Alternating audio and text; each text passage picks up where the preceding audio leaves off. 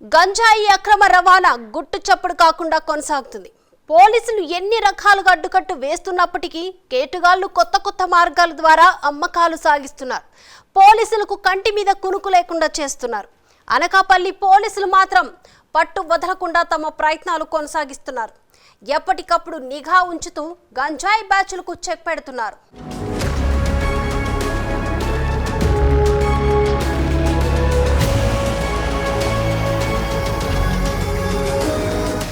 పోలీసులు ఎంత కట్టడి చేసినా కొందరు అక్రమ వ్యాపారులు ఏదో రకంగా విక్రయాలు సాగిస్తూనే ఉన్నారు.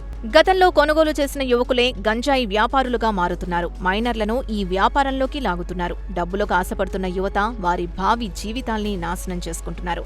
పోలీసుల దాడిలో పట్టుబడి జైలు జీవితం గడుపుతున్నారు.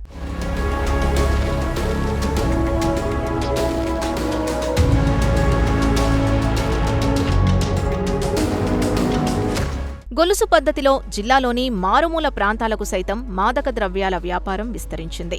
మహారాష్ట్ర, బీహార్, ఛత్తీస్గఢ్, మధ్యప్రదేశ్ రాష్ట్రాల నుంచొచ్చే వారితో రైలు, బస్సు మార్గాల్లో గంజాయిని తరలిస్తున్నారు. ఇక్కడ కిలోకు 30 నుంచి 50 వేల వరకు అమ్ముతున్నారు. కొందరు ఆంధ్రప్రదేశ్లోని విశాఖ, సీలేరు ప్రాంతాల నుంచి దిగుమతి చేసుకుంటున్నారు. గంజాయి వినియోగిస్తున్న కొందరు యువకులు, మైనర్లు నేరుగా గంజాయి కొనుగోలు చేసి పొడిగా మార్చి విక్రయిస్తూ పోలీసులకు చిక్కారు. వీరిలో విద్యావంతులుండటం గమనార్హం.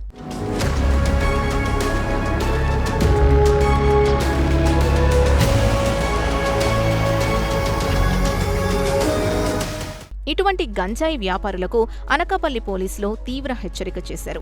ఎవరైనా గంజాయి విక్రయాలకు పాల్పడితే కఠిన చర్యలు తప్పవని అనకాపల్లి పోలీసులు హెచ్చరించారు. ముఖ్యంగా యువత భవిష్యత్తును నాశనం చేస్తున్న గంజాయి అక్రమ వ్యాపారాన్ని ఏమాత్రం ఉపేక్షించేది లేదని స్పష్టం చేశారు.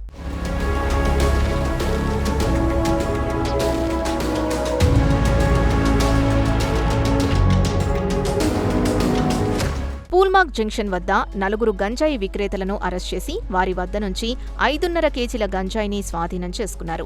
గంజాయి అమ్మకాలు, వినియోగంపై నిఘా ఉంచామని town inspector of police Vijay Kumar తెలిపారు. ఎవరైనా గంజాయి విక్రయాలకు పాల్పడితే వారిపై పీడీ యాక్ట్ వంటి కఠిన చట్టాల కింద కేసులు నమోదు చేస్తామని వార్నింగ్ ఇచ్చారు.